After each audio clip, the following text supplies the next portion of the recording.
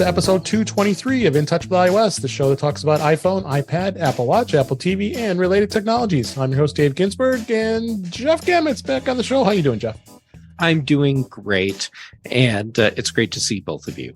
Yes, great to see you. And Warren Sklar is here as always. How you doing, Warren? As always. It sounds good, doesn't it? It's been a run. It's good to be back. Good to talk. Yeah, there's a good amount of stuff to talk about this week. Got some news stories. We're going to talk about beta. Beta's been pretty active this past week. Some new things they found. Hit some other stories. Talk about the cellular carriers and the Apple Watch and everything we always talk about here. So, but let's jump right into the stories this week. And I keep adding sadness to Jeff, and now the dark sky now has been removed from the iOS App Store ahead of the upcoming shutdown. It's a dark day. The Dark Sky weather app, which is owned now by Apple, is no longer available for download in the US App Store, suggesting that it has been removed ahead of schedule. Of course, we know Apple acquired Dark Sky back in March of 2020 and has incorporated a lot of the elements to it. But we know, Jeff, that it doesn't beat what it does. It's going to be sad when it's gone. It's not the same as Dark Sky. I think Apple is taking these steps in the time frame that they are, so that just as the sting starts to subside a little bit, they find a new way to pour salt in to that wound for me. Yeah. The big problem that I'm having with Apple's weather app is that it doesn't really do hyperlocal weather. And right. I can compare the temperature that I have at my place in Dark Sky and in the weather app, and the weather app is never the same. Yep. And especially this week, I was thinking about that. Our thoughts and prayers are with all of our friends in South Florida, Southwest Florida. It's been Hurricane Ian just devastated the state of Florida, and it's turned back as a hurricane as we record this, moving up the coast. I'm going to hit South Carolina, I think, as we're recording here. So our thoughts and prayers. And the Dark Sky app would have come in handy to look at some of that data that was showing much more accurately than. I've said this before, and I'll say it just one more time again. I just don't understand how this one app could have been the only possible true source of accurate forecasting. I mean, it just seems like this would be a public realm thing, but I mean, and yet here we are. There's lots of fans. Jeff's not the only one. I've been a fan too. I understand that, but why can't somebody just create something called Darker Skies and use the same algorithm that Dark Sky used and just roll it out? I just, again, they didn't pull the data out of. Well, they did. They pulled it out of the air per se, but they, the data came from somewhere, and this is not like super secret information that this company has. It's I mean, they were very, very upfront about the fact that they're using Weather Underground for a lot of that content, because Weather Underground is aggregating information from people that are submitting data from their home weather stations. And yet trying to find an app that works as reliably and accurately as Dark Sky does has turned out to be a lot more difficult than you would expect. So is Dark Sky kind of like Waze, where it's user fed? Well, in one sense, I mean, because they are getting the Weather Underground data that's coming from local people submitting information automatically from weather sensors, but they're also getting it from the official weather sources. So they're aggregating information from multiple sources. And then when Apple bought this technology, they just didn't incorporate all that technology that they had. And apparently not. Yeah. And for a lot of people, hey, if the weather or the temperature that you're seeing at your home is several degrees off from what you're actually experiencing, it's no big deal. But when you live in a place where you can have radical weather and temperature differences within a few blocks of where you are. It starts to become more important. And I mean, I get it, because like Waze is the de facto traffic app at this point, considered. I mean, basically it's sort of the authority on traffic, because that's what it is. So there's real-time data being fed into it. Right. So if Google, I mean, in this situation, if Apple bought Waze, which they wouldn't because Google has it, and did the same thing, I just, you would think another company would come along and say, let's try again, but because it worked. Anyhow, it's interesting. And Dark Sky isn't the only hyperlocal weather app out there. Just for whatever reason, it's the one that's doing it right. Right. Or at least will be doing it right until the end of the year. Well, that's why Apple bought them, I'm guessing, because they had good Dark Sky was the app to have. Right. Cool. Yeah, absolutely no question.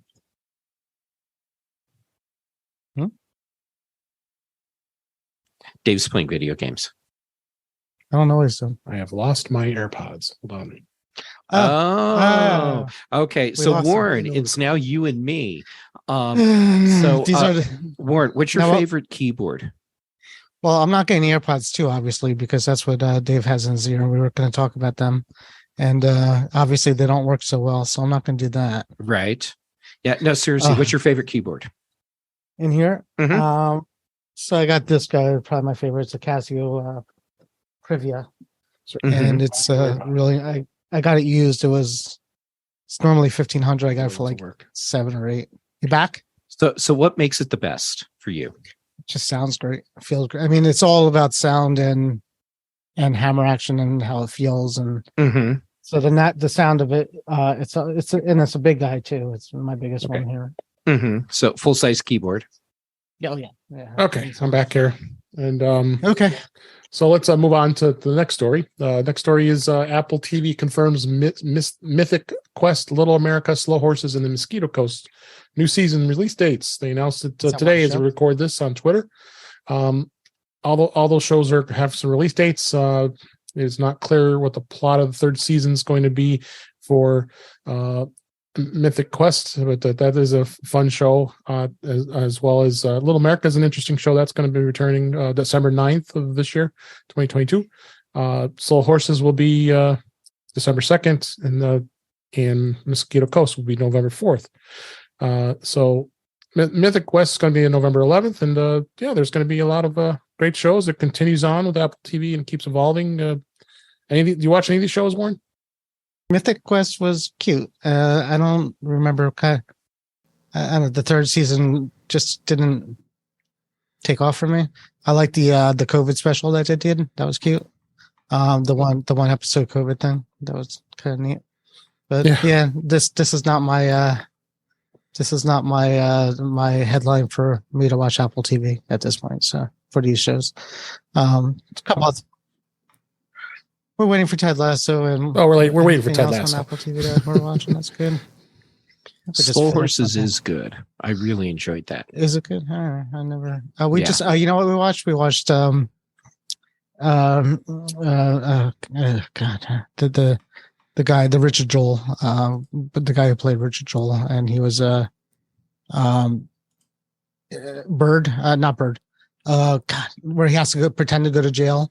Well, he goes to jail to infiltrate this guy, who's a killer, and it was good. I'll pull it up in a second. But if you saw the movie Richard Joel or Cobra Kai, the guy with the beard, that's the guy who was in this. What was that called? And with the guy from Rocket Man,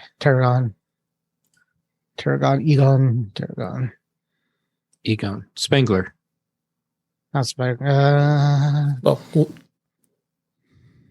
there you go. Yeah, I'm looking at that. Hold that thought. If you remember, you could tell us. We'll go ahead and move on to the next story here. iPhone 14 Max references were found on Apple's website. Plus, name seems to be a last-minute decision. While Apple opted to name the larger base model iPhone 14 the Plus, it was widely referred to as the iPhone 14 Max in media reports ahead of the keynote. Appears that the iPhone 14 Max was indeed planned for the name of the device, but Plus decision was made relatively close to launch. As we know, the iPhone 14 Plus, which is still not out yet, it's supposed to be out in October. There's going to be something of a lower cost, larger size 6.7 inch screen, because everybody who wants the larger size screen would be going with the Max, which of course it's the Pro, and it's going to be expensive and higher priced. So, interesting to see that Apple did not call it Max, and I kind of think, in my opinion, I think that was probably a smart move on their part, because all it was going to do is cause major confusion between the two models, honestly, because you're not going to think, I have the iPhone 14 Max, no wait, I have the Pro Max. So I think this is good on their part, and of course the article goes through and goes through all the bowels of Apple's website to try to find all this name and crazy stuff. What do you think, Not Jeff? calling the iPhone 14 big, iPhone 14 Max is smart, because people are going to get confused. So calling it the Plus, yeah, that makes sense. Having it happen this close to launch, the change happened this close to launch. I mean, they took it right down to the wire, because you're printing materials with the product name, including packaging. Oh. And so they I bet made the decision at the very last minute where they could, because they had to get printing presses running too. First of all, Blackbird was a movie, the show, which was good. What do you think? I know it's good. Yeah, I mean, who's keeping track of the namings at this point, and who cares? They go between Plus and Max and blah blah blah. The funny thing is, they don't, not anymore. The funny thing is, they do the if you notice with the phone case makers, especially like Insignia, what I'll find is when they come out pretty early, they don't tell, they say for the new iPhone 6 point whatever, and for the new iPhone 5 point whatever, because I don't think Apple tells these names to anybody until like really the last minute, because I think some vendors do get the names shortly before, because you'll see some people get the name right, and then a lot of others are just like for the iPhone big and the iPhone small, and they don't know the names of it. So, but again, I mean, it is even with the names the way they are, it still takes me about a half hour to explain to somebody the difference between all these phones.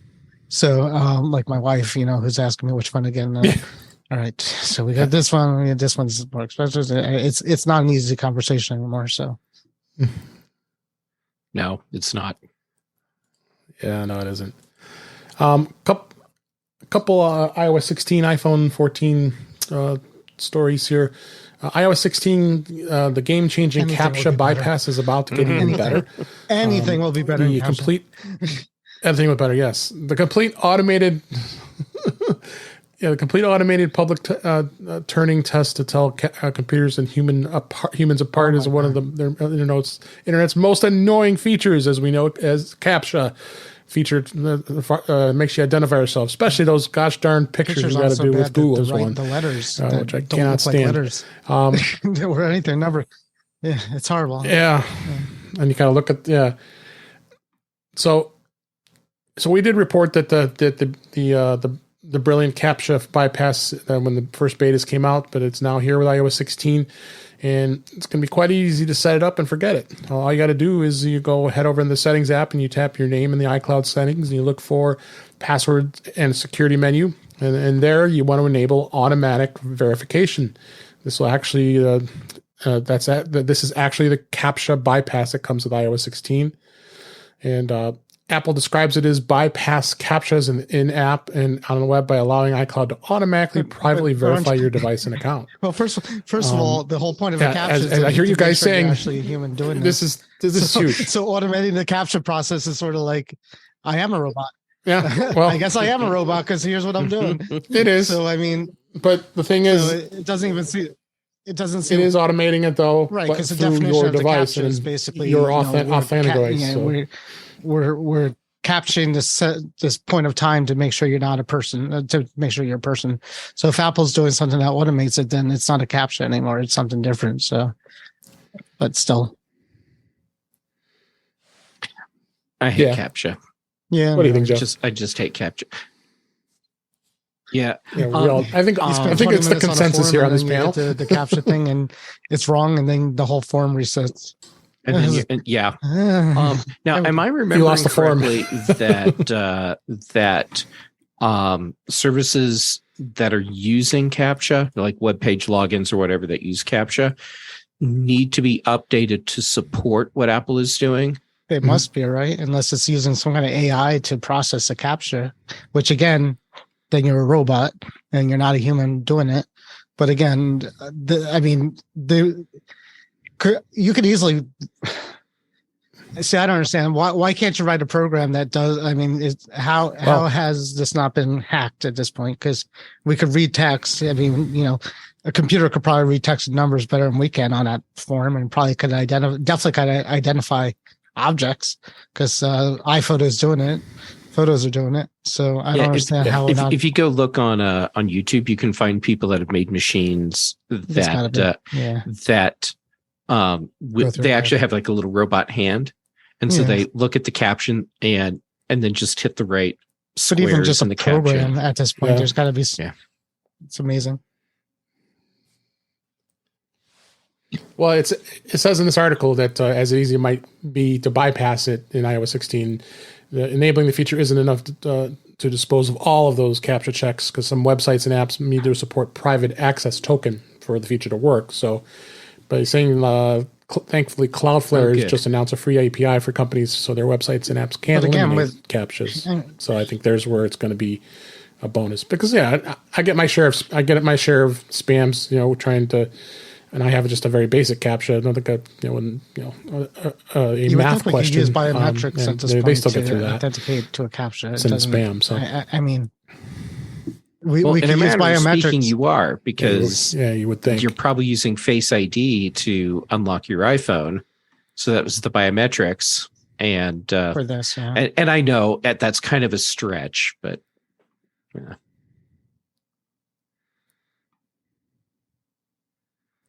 Yeah, it is. Next story here is Apple might let you test iPhone 14 satellite connectivity. As we know, the iPhone 14 series has a new feature that's not available on any other iPhone that supports satellite connectivity. However, the functionality only works if you have to use it. It's emergency SOS via satellite mode. And we've talked about this before with the cellular and Wi-Fi coverage that are absent, and it does only works in certain circumstances. But you kind of want to test it before you left and maybe make sure that it works. But right now, it isn't possible to test it at this moment right now. But Apple is rolling this out in November, and once the emergency SOS by satellite is available, some people might try to test it in some remote areas. Yeah, that also could lead to fake emergency calls, which is dangerous. Emergency call. We're doing an emergency. We're doing an emergency call in what they consider to be an emergency and not national real emergency. So. Yeah, just like there's nothing stopping people from using 911 inappropriately. Except the difference is if 911 generally is not going to cost a couple of $1,000 to process that rescue or response, right? So like the satellite, I'm thinking once you do that, I think they ask you, right? They start talking to you. They're texting you before they send somebody out. Is that how it works? So the test is a good idea. So when you do the satellite and the call for help, I think you get a text saying what's going on. I'm hoping, and they don't just send out the Marines for you. Mm-hmm. Yeah, I mean, just like any service, someone's going to use it inappropriately, and then there will be news stories about how it's Apple's fault. Oh no, Apple's going to charge them $5,000 before. My guess is that if people are using this inappropriately, that they're going to get a bill, and probably going to get charged with some sort of crime. Right. And you could, I mean, again, how many times have we accidentally almost called 911 on our phones with the button combination? I know I did cleaning a few times and it went, and it's like, about to call emergency. I'm like, please don't. I'm just cleaning you. So, I mean, there's, there could just go off by accident. Yeah. I mean, who knows? It's a whole thing out there, but. Yeah, I think it would be harder for this to go off by accident. But still, I mean, your point stands. There's the possibility someone could screw up and completely unintentionally point their phone at a satellite. Or somebody who never heard of this feature. Yeah, and somebody never heard of this feature and was playing with their phone. I don't know. Yeah. The article does mention also that the 9to5 Mac had actually dug through the code of iOS 16.1 Beta 3 and discovered a satellite connection demo feature that Apple never mentioned. And it looks like that you will be able to actually do the test of Emergency SOS via satellite feature on their headsets. Can we pretend we're in danger, like pretend we're hanging off a big cliff, and it's really just like a tiny rock? Yes, Warren, you absolutely can. I think we should do that during the test. Yeah. Look. Yes, you can do that. Absolutely. So that's the news this week. Let's move on to topics. And this week, betas. We got new beta this week. This is iOS 16.1. There was beta 3. And a lot of other stuff that's being introduced, including the support for live activities, to interactive notification feature that lets you keep an eye on things happening in real time from the lock screen, and the iPhone 14 Pro and Dynamic Island. Number of other things that they've done.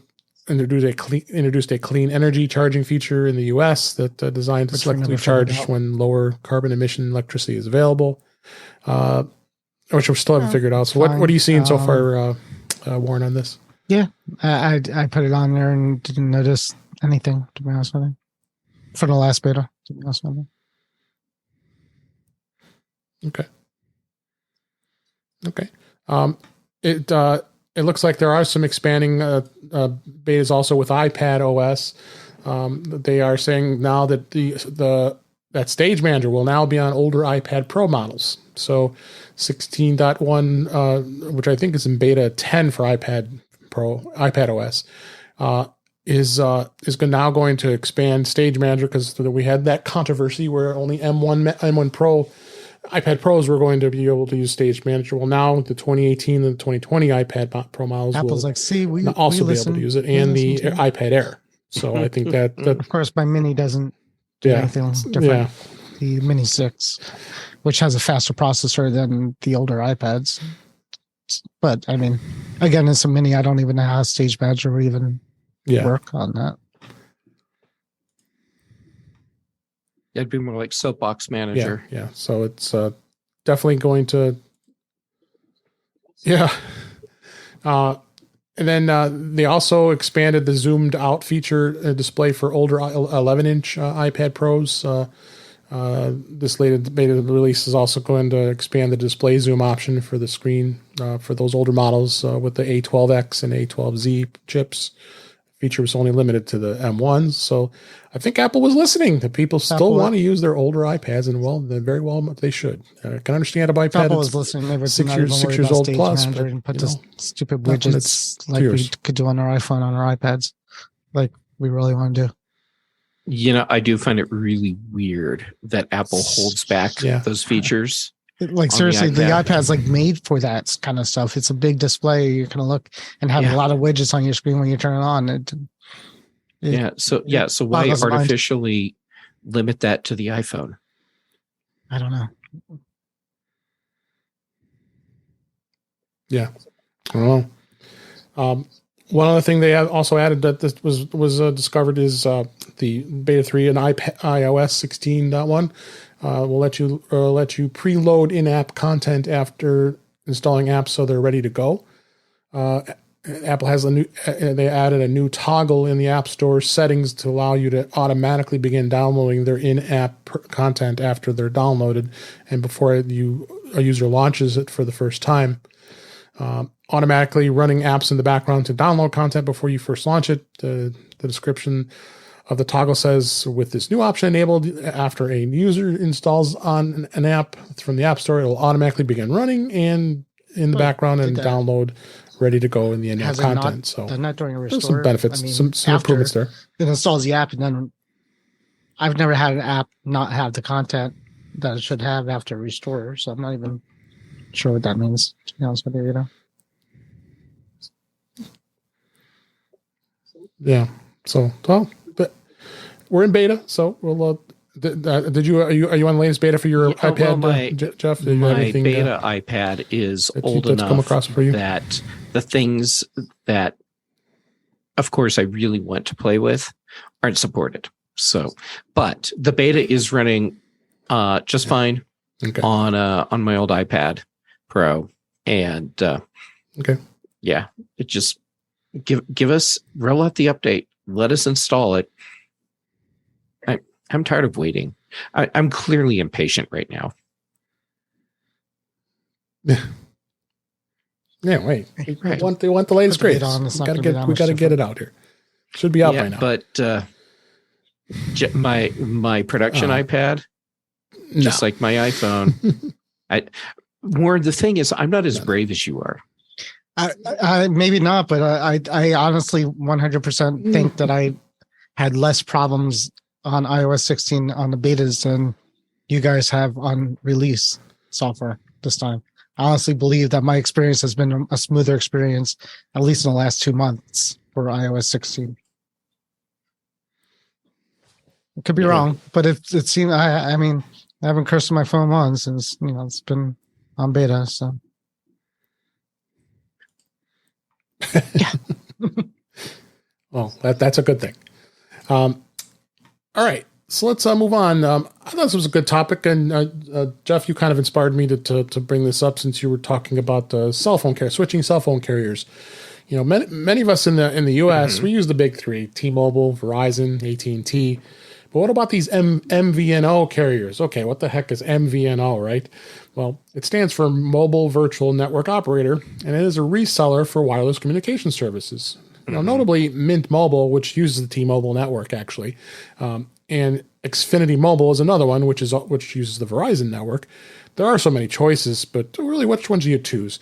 Well, as I said, Jeff, you were thinking about Mint Mobile, and Mint Mobile has been advertising quite a bit on various podcasts all around, and so we're very, very well aware of their service. I've tried their service; it's very good. Ryan Reynolds, the actor, actually owns the company. So what really makes the best MVNOs, and really why would you choose them? Well, I've been very happy with T-Mobile. I know Warren, you've been to T-Mobile, and I believe currently, Jeff, you're with AT&T, right? And what's motivating you to switch? There's two things. The first thing is after I ran the numbers, my cell phone bill monthly will decrease by 75% by switching from AT&T. To what? Oh my gosh! Anything? Like switching to Mint from AT&T. Because switching from AT&T to Verizon will Mint Mobile. Verizon's the most expensive. Yeah. Going to Verizon, I think I'd actually pay more. So you would, but yeah. But going to Mint, that would save me 75% monthly. And the other thing that got me thinking about this, started sending me down the path of actually really looking at MVNOs was a friend who is in support hell with Verizon and hasn't been able to use their cell phone, their iPhone, for a solid week. And the problem, without going into all the details, is totally on Verizon's side. They have completely screwed up the person's account, and they keep saying, well, now we have to wait another 24 hours to see if what we tried fixed it. And this has been going on for a week. So I started researching alternatives to help them out. And in the process, I'm like, well, why am I really on AT&T? And then looking at Mint Mobile, I was like, well, actually, why am I not on Mint Mobile? So what do you get with Mint Mobile that you don't get with T-Mobile? Right. Is it? Well, you get a pretty incredible break of price. I mean, you got the 4 gigs of data for $20 a month. It's exactly the 10 gigs of data for $25 a month. And per line. So I mean, it's the same price, and T-Mobile seems to give you a whole bunch of perks, which you're getting with Mint Mobile too. Is that you get the Netflix, so you keep saying T-Mobile? The one thing you can't do, well, I mean, you don't get the bundled Netflix with Mint Mobile. Well, but that's no. You don't get any of the T-Mobile perks. I mean, Mint Mobile just uses the T-Mobile network. They have no affiliation. So if you want to, just include Netflix, and there's plenty more that we use, a lot on T-Mobile. That's $10 right there for T-Mobile. Well, I mean, I'm on a family plan where we have 6 lines. I'm paying $40 a person. So you don't have Mint on T-Mobile. Okay, I'm sorry. I was wrong. Okay, you have the T-Mobile. No, I do not have Mint. No. Jeff was considering it. I tried it. I'm sure I've tried it. I've had it as a secondary service to try it out. T-Mobile. It's going to be exactly the same as T-Mobile. Yeah, so Warren, I'm looking at the pricing. But the bundles is what they. Right. I mean, normally I'm not a big bundle fan, but the Netflix alone is going to be worth the $10 a month extra. So we're taking that. We're buying either way. So the problem for me, Warren, is that. Well, besides the fact that my office manager just knocked my keyboard off my desk, is that cell phone plans for me are single line, single user, not family plans. And when you're on a family plan, that's where they get the pricing gets more affordable. So a single user plan for me on any of the main carriers is going to run at least $80 a month. But with that in mind, what are you still on? You have the iPhone 12 or 13? I forget. I have the 12 Pro. I mean, any of these providers will give you like free phones to add a line. I mean, when you add a line on a new cell phone provider, you'll get a free phone. Or almost a free phone, because that's what they do. And now I'm paying for an extra line. Well, you'll cancel the other one out. And now I'm back to a single user plan. You're back to a single user plan, but you got $80 $1,000 phone for free. So you factored that into your yearly cost. Or I could switch to Mint Mobile and save basically $800 a year. Not even think about it. And do what I do anyhow and buy my phone outright. Yeah, or you could have the free phone. I mean, it washes out, right? So if you were thinking about getting the phone either way, you're going to get $1,000 back from T-Mobile. They'll give you $1,000 to sign up, and they'll give you a phone. So I mean, it's. I haven't priced out a single family plan, but I know T-Mobile has been the best cost of any of the plans we've had so far, and definitely the best perks that they've had out there so far. Yeah. It doesn't hurt to take a look at T-Mobile. I mean, but I agree with Jeff that single line plans are just not too cost efficient for the three big carriers. I mean, you got Google Fi, you've got all these other services. Metro by T-Mobile is another MVNO that T-Mobile actually owns. So you really have to just look at it. I mean, even Mint has an unlimited plan for data for $40 a month. So, pay what I'm paying right now and get unlimited data. I mean, granted, the unlimited data probably will be capped at probably 50 gigs, I would think. Yeah, unlimited data is never unlimited data. It always gets throttled at some point. Right. They really do. Right, and in the case of my Magenta plan, I've got I boosted up after being in T-Mobile's old plan. Now for my family, they're giving us 100 gigabytes before they'll throttle. So which I think is a spectacular deal, and each one of us is paying $40 a month. I haven't priced it in a while, but T-Mobile to sign up now is a lot more expensive than it was when I got. We must have gotten some great deal when we signed up, because that doesn't surprise me. Yeah, because we're paying about half of what they're advertising now, at least. Yeah, and for me, what I'd really be giving up, and I haven't committed yet myself to going down this path, but what I would be giving up is HBO Max which is bundled with T-Mobile, but that's probably going away anyhow. Right. As I was say, because AT&T no longer owns. And I've been paying for Netflix separately anyhow. Forever. So yeah. So yes, I give up HBO Max. Yep.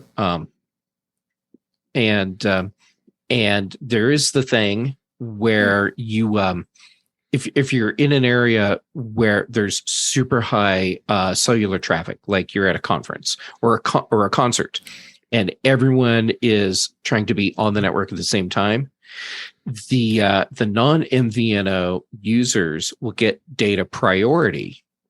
So people on the MVNO, they might see some sort of performance hit on their data usage. It won't have any impact on voice usage. Right. So, that's something to keep in mind, I suppose. We all need to move to Europe because the cell phone plans were better and cheaper. I mean, the other thing I don't know if you've tested T-Mobile's network in your area in Colorado, Jeff, but it depends. It does. On the coverage too. Some carriers and like so many other places are worse than others. So you choose your cell service provider based on who actually can cover you where you use your phone the most, and where I am in Boulder for a long time, that meant you had to be on AT&T, which worked out because that's what I was already on. But I could go like 2 blocks, and then it would be Verizon. I get like half a bar of service in my house and here. So I do not get good T-Mobile service inside my house. I mean, it's not a big deal because we have Wi-Fi, but if I go 2 blocks outside my house, I get 600 gig up and down. So, I mean, it's you talk about hyperlocal weather. It's hyperlocal. Oh, absolutely. It's really hard to, I've had people ask me all the time, and we're on this like group page on Facebook, and they're all in the neighborhood of which cell phone is best. And I say, literally, if it's good here, move to the left 2 feet, and it may not be. So, I mean, it's really right. It's really hard to gauge it anymore. So you just got to go with what I don't tell people to worry about the service they're going to get, because it's all pretty crappy, to be honest with me. I think just get whatever's good. Yeah, but as 5G's been rolling out, it's been making a big difference. Try it out. What you can effectively use around me. So, so now AT&T and T-Mobile are pretty much equal for coverage for the places where I use my phone the most. Verizon would be good in a lot of those places too, but there's no way I would ever consider signing up for Verizon. No, I've not a fan of Verizon either. But look, the thing about these MVNOs, you're not stuck in a contract. You could try it for a month. Either get a SIM card, or if you have an iPhone 14, you can add the eSIM to it.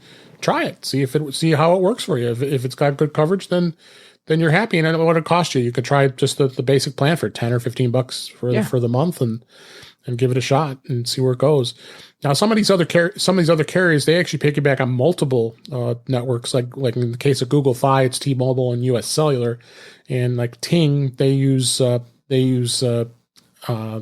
believe it's Verizon and T-Mobile together, one or the other, which is interesting when you look at these MVNOs. So now they look at which is going to be the best carrier for you, for your bang for your buck, for the matter of your area of coverage. So you can have something like Ting, and then you have, is Verizon better? They'll put you on Verizon. T-Mobile's better. They'll put there's you a whole bunch of them. So there's more out there. Like if you go to Target, but there's so many. There's. Oh yeah, like Consumer Cellular, Straight Talk. There's just so many of them. It's crazy. And I have a link here in the show notes that has going through this pretty extensive list of so many of the MVNOs are out there, and kind of gives you some. Yeah. Oh yeah, it's crazy amounts, and Like you go to Walmart, they have that Straight Talk. You see those for the seniors. You see they're always advertising for that Consumers Cellular. It's like, I seem to watch the shows, like the television shows that cater to those people. So I guess I'm getting there. I'm getting because we're getting Consumer Cellular level and the jitterbug with the jitterbug phone. Yeah. So check that out, that link out in the show notes. And I thought this was a good way to just kind of give people a bit of a guide for their iPhone and what's best for them. And hopefully, Jeff, you'll find if you find and decide to go with Mint. And I'm thinking at this point, back to us, there's a very high likelihood that I'll switch to Mint, and it's just a matter of finding the timing that works best, because there's the window, which should only be a few minutes, where you don't have coverage at all. But if something goes wrong, well, it could be hours or longer. And right now, I can't risk having my phone not working, because there's it's one of those windows. Get the 14 with the satellite, exactly, and it'll be fine. You got to get the satellite phone, and you don't have to worry about that. Yeah, well, it's the incoming calls that matters right now. Jeff, there's no service out there at all. The 12 Pro has eSIM.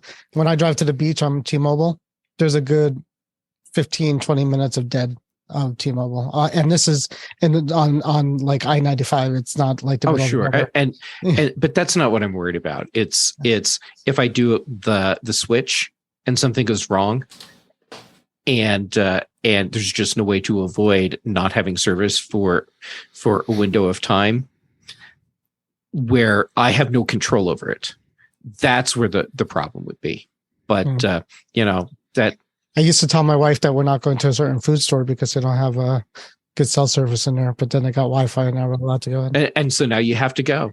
No, we can't go. They installed it just to spite you. There you go. Well, no, it was like CVS that had the same situation. They installed Wi-Fi finally because people were trying to use a stupid CVS app with half a bar of service, and because it was a dead zone, and like the staff was looking at each other like we were all like. So there's that. But they are saving 40%. Yeah. So. All right.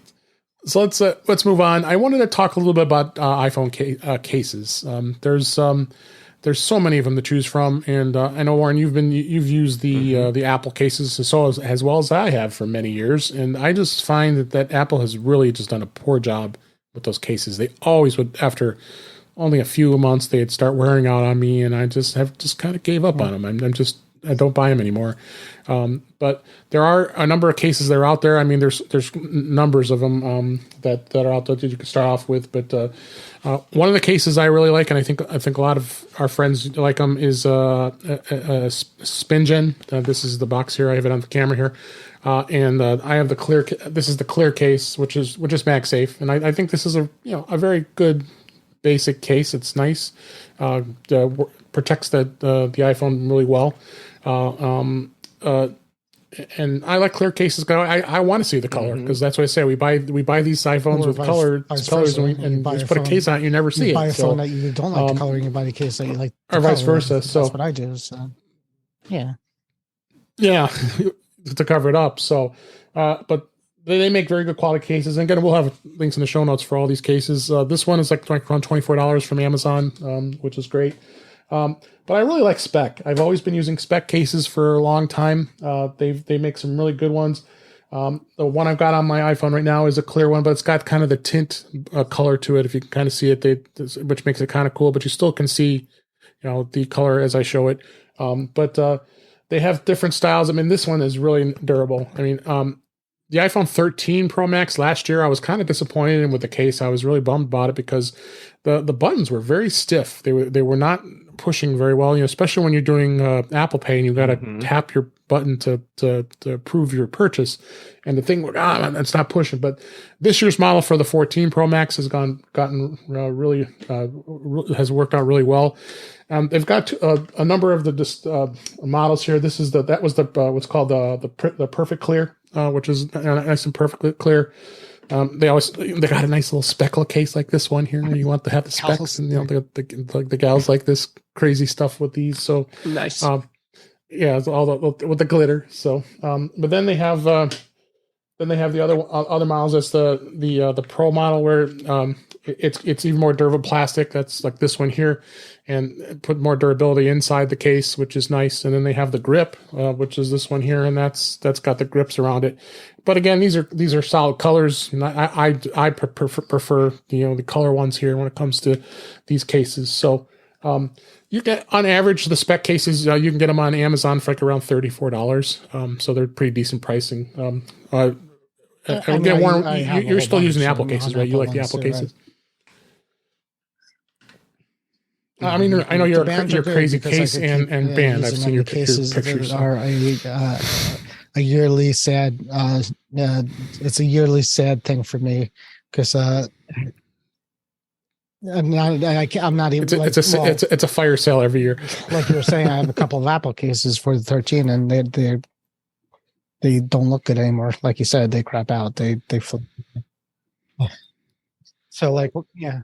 I mean, I'm very disappointed with Apple's cases. I mean, it's very surprising. Already they're very, the MagSafe.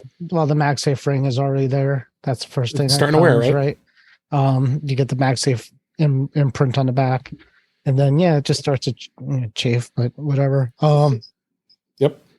So my son has a Nomad leather for his, where he had it. Now he has to get a new one because he just got the 14, so he's upset. But I've had a few Specks. I've had a few peels, and I've almost bought. They had a sale yesterday. I almost bought one.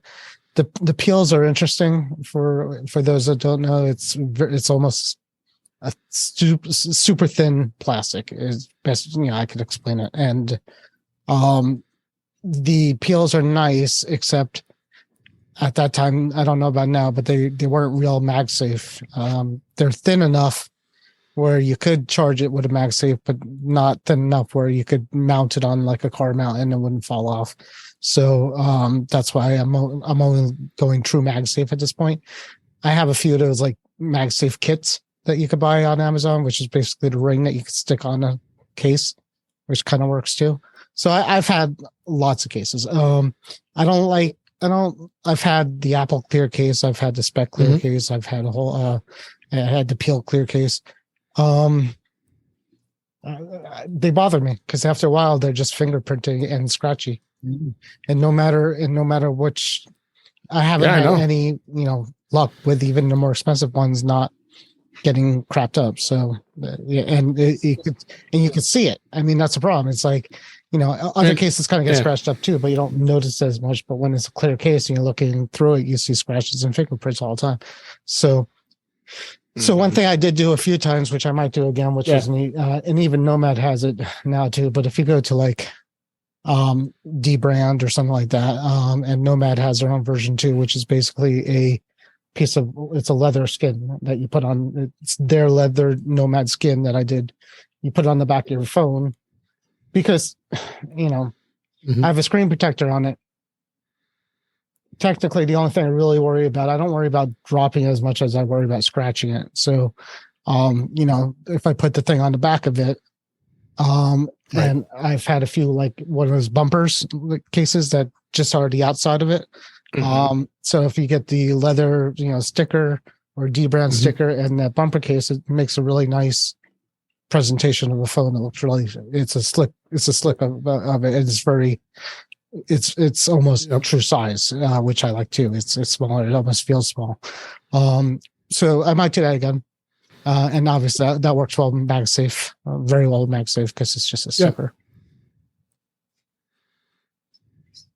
Yeah, I love MagSafe. I mean, I have this case on camera here. It's probably hard to see, but this is from my 13 Pro Max from last year, and it's got its share of scratches in use, but in overall the case is in great shape. It really lasted. So, other than the fact that I said the button was a lot stiffer, I never had a case. I still can feel that. It's crazy. Wow, how bad that was last year, but I was saying, but it doesn't look that bad. I've never had a like case I said, the Apple case break, just like bothered or me. anything like that. What about you, Jeff? Like you said, Yeah, it looks crappy. Yeah, no, just the bottom wears, and it's just especially when you pay sometimes $60 for one of those leather cases. I think I had one that was the thing looked like it was put into a lawnmower, and I still had it on my phone because like the rubber just kept peeling off. If you remember, the rubber just keeps peeling off it. So right, yep. Remember that. Now, what about you, Jeff? What cases are really in good stand out for you? Recommend Apple cases to anyone. And I used Apple cases off and on quite a bit over the years. What I'm using on my iPhone right now, because I had tried another Apple case again. I got the silicone case for the iPhone 12 Pro, and it lasted about a year and a half before it was doing nothing for the phone anymore. It was just disintegrating. So I ended up getting a Spigen case for it. Yeah. And since it was for the iPhone 12 and not the 13 at the time, cost $11 from Amazon. Yeah. And it's a much better case all the way around. I've used Speck cases a lot, and I've had really good luck with those as well. If you're doing stuff where your phone is going to be in a more potentially hazardous for the phone environment, I've had really good luck with some OtterBox cases. Yeah, they're really good too. They're heavy. Yeah, but if you need bulky. A case where bulky. Your phone can take a serious fall, like 20 feet off a cliff, as if that would ever happen. Watch out! Here goes the office manager. Anyhow, so when my iPhone, what I'm saying is when my iPhone fell off a ledge when I was doing a hike, and it fell 20 feet down. It was just rock all the way down, straight drop, hit the ground, and the case was definitely dinged up some, the OtterBox case, but the phone was totally fine inside. Yeah.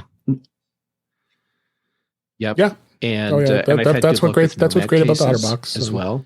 Who does the book? Is that Nomad or 12 South? 12 South. I've used book cases before. I've had a few. 12 South. They're nice. They're again bulky too. Yeah. But the 12 South had the wallet cases I used to put on my phone, and they were nice. They were nice for a while. I don't know if the new phones do it, but the old phones used to have tap to close just like an iPad. I think you can still do it. I think it still has a magnet on there. So the iPhone will lock when you close the lid on that. Oh, yeah. Like an iPad. Yeah. But yeah, they're nice until you want to use it in your car, and you have to bounce it in your car with the because then you got a flap. Yeah, or if you take a lot of photos with your iPhone, the flap is kind of in the way. Yeah. Yep. Yeah, absolutely. All right, so that's kind of our review of some of the cases. I want to move on real quick here and talk about the AirPods Pro. I did purchase and have the new AirPods Pro, the second gen, which I'm pretty happy with at this point. Other than had a little snafu earlier, but I think it was more my fault than it was the AirPods. Conversation Warren and I were having. Yeah, exactly. Yeah, we were talking about not to get the AirPods. It was a good one. I'll have to keep that in there.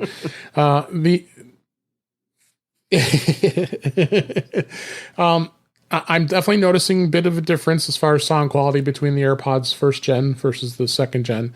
I mean, the active noise cancellation is very good. I mean, I did do some tests when it came to going into a very loud location. That wasn't the jackhammer like it was at the Apple event, but I definitely notice it really isolates the sound even more than ever than the previous gen. They actually used jackhammering as an example of how good the noise canceling is.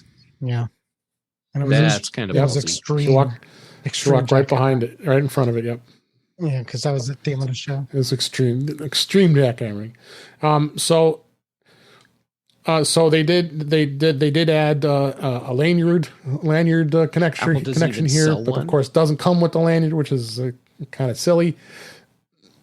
Yeah, I think it's third party for $13, which is no crazy stuff here. I'll go find someone might be giving away a lanyard if I really want it.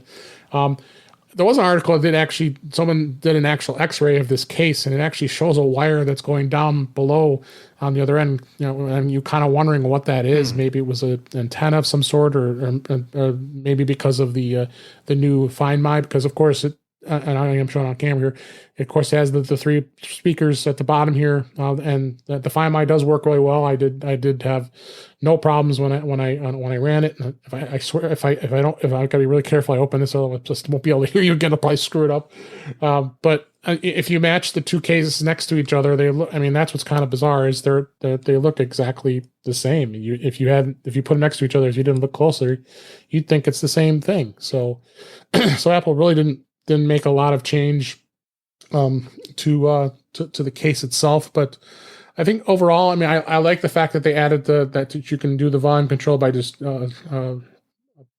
moving down with your finger on the stem on that. So and as well as because the other ones you had to actually double tap it to get it to stop and start. So you've got some more controls with that.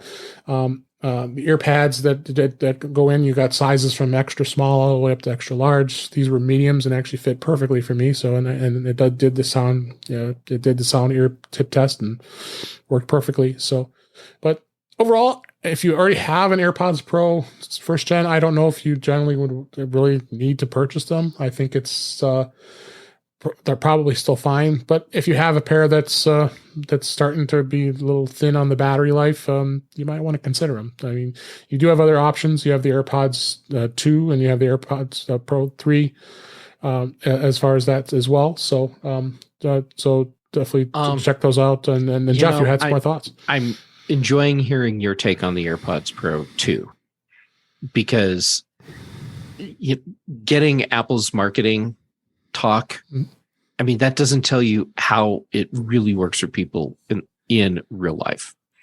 And I'm thinking that I would love the second gen.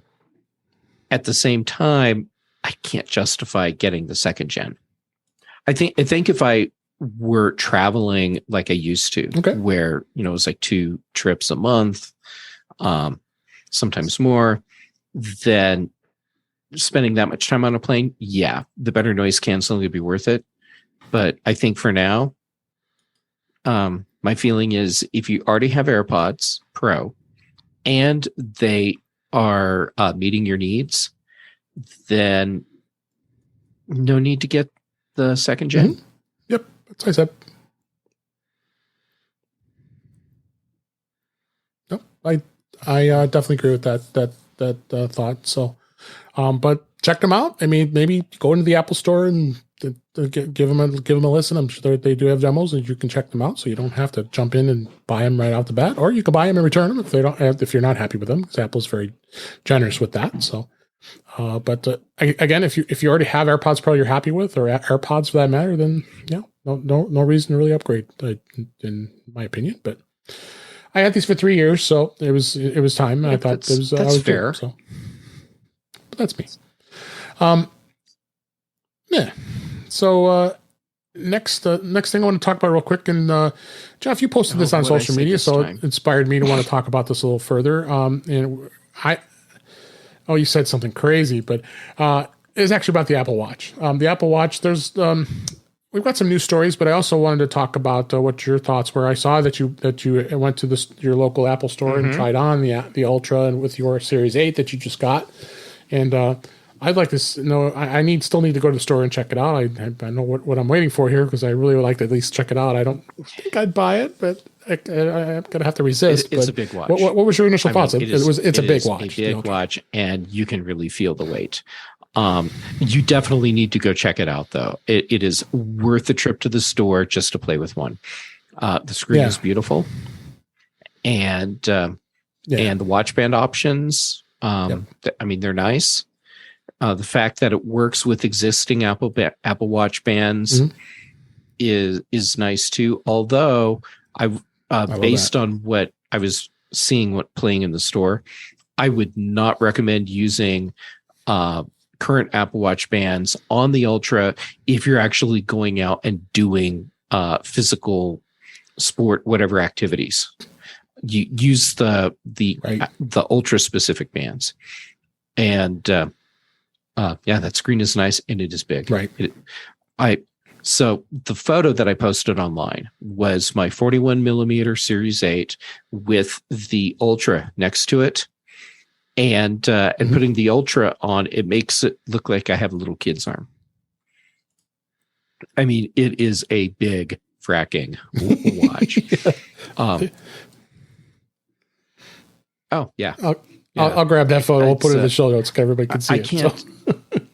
I can't see this as a daily watch. watch. It did look big. There were people in the store that were clearly planning on buying this as their daily watch, and they just keep in mind, anecdotal, because it was me in the store for about half an hour playing with the watch. During that half hour, the guys that were looking at buying the watch were not going to be using it for outdoor activity. They just wanted a really cool looking Apple Watch. And there's nothing wrong with that. But man, that's a big hunk of gear to wear on your wrist all the time. Yeah. But a lot of people like big watches even before this came out. I mean, I never did, but I mean, I had a G-Shock here and there growing up, and that was big at the time. Yeah, those were big watches at the time. Yeah. Yeah. So, but yeah, I can't do it. I just wouldn't feel like I'd be lying to myself if I bought an Apple Watch Ultra. To be honest with you, I would just feel there's some things in my life that it just doesn't fit with me, and I would love the big screen, but there's just something about it that makes me feel like it's better suited for somebody not like me. But yeah. One of the use cases for me, and there are legit use cases for me with this, but it would have to be a second watch, not my primary.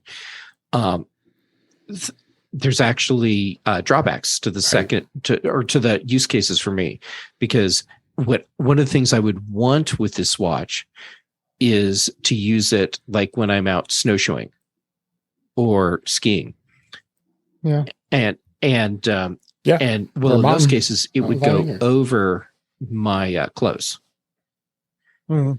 which means that some of the things that I want it to do, like monitor my heart rate and stuff, that's not going to happen. I don't even think it's going to unlock.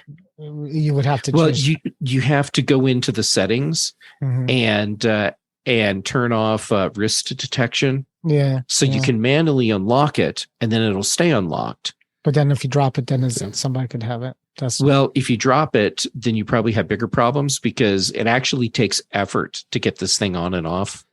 So if you drop it, you're probably scrambling, trying to figure out where your hand went. But yeah, some of the use case for me, it isn't there, because you can use Find My Watch to find it. Right. Where's my hand? Oh, let me turn on. That's true. Is there a Find My Watch? That's true. There's a Find My Phone from the watch. I don't know. You can't ping your watch from. Hey Siri, where's my Apple Watch? Sorry, you'll need to check for their location to find my iPhone app. It says it's in a Find My app. That's right. You go to. Yeah, I couldn't hear my HomePod very well, but it sounded like it said. It was mine. Yeah, mine came up. It said you have to go in the Find My app. The last place the watch was, but you can't make it to any. Can you make it? Yeah, you can make sorry to everyone who just had their HomePod. Tell them to go look in the app. You're triggered. Yeah. How could you? So wrapping up here, I want to make sure the Apple Watch Ultra is $799. I mean, it's a nice watch. I from just what I've seen so far. One thing notable, I have an article here that I wanted to mention is I think it's a must to have Apple Care on it, Apple Care Plus on it, because if something were to happen to that watch, it's $499 just to repair it. On Apple Care Plus is well worth. If you're buying a device from Apple, well worth it. that has a screen and is mobile, then you have to buy Apple Care. That's my advice too. So my laptops, I watched. Laptops, iPhones, iPads, Apple Watches. Get Apple Care. I don't do iPads really because I don't really take them out. It's iPads, mobile. But yeah, the phone, the watch, and the laptop stuff. I put it on there. Not on my. I would never do a Mac. I have the Mac Mini. Never on the Mac Mini. Apple TV. That's just silly. That's just yeah. It's silly. So. All right, I think we had some great discussions this week, and I hope you enjoyed it. And we're going to go ahead and wrap things up for this week. Well, that's a wrap for this week. Please send your comments, questions, and suggestions to our email address. It's feedback@intouchwithios.com. You can follow us on Twitter @intouchwithios. Support the show by buying me a coffee at intouchwithios.com/coffee. We would really appreciate it. You can also become a patron of the show by going to patreon.com/intouchwithios, where we have 2 tiers available to support the show. We would really appreciate it. Make sure you like, share, and subscribe so you're notified when we are live streaming on our YouTube channel, which is on Thursday nights at 8 p.m. Eastern Time, 5 p.m. Pacific, at youtube.com/intouchwithios. Or you can also watch and listen to past shows. Visit In Touch with iOS magazine on Flipboard, where many of the topics we discuss are flipped into the magazine. The link is on our show notes. You can subscribe to the show in your favorite podcatcher, including Mimir, Pocket Casts, Overcast, and many others. But better yet, go to our website at intouchwithios.com, where all the links to all the ways to listen to us are there. I am your host, Dave Ginsburg, and you can find me on Twitter at DaveG65. And Jeff Gamet, as always, it's so always great to get to hang out with you and Warren. Where can people find you? People can find me on Twitter, Instagram, YouTube, J Gamet on all of those. Tuesdays, a lot of Tuesdays, well, with both of you on Mac Voices Live on Chuck Joyner Show. Thursdays earlier in the day on The Big Show, then Fridays on The Mac Show. Most Thursdays here again with both of you, and then also on The Context Machine with Brian Chaffin.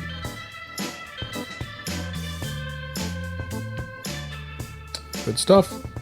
Thanks for being here. And Warren Sklar, looking up. There's a laser pointer that's moving around. Where can people find you? Attention. I soundproofed my basement, and one of the tiles it won't stay on no matter what I do. So I bought some super sticky things from Amazon. That's covered. Well, it will. It's about to. I put it up there. So it falls and hits you on the head. Stay up there no matter what I'll do. So it's going to hit me in the head at some point. You can find me Chuck Show, Dave Show. It's good. It's good to be here. All right. Thanks for being here. And thank you for listening. We hope you enjoyed the show because we enjoyed doing it. And we'll talk again soon.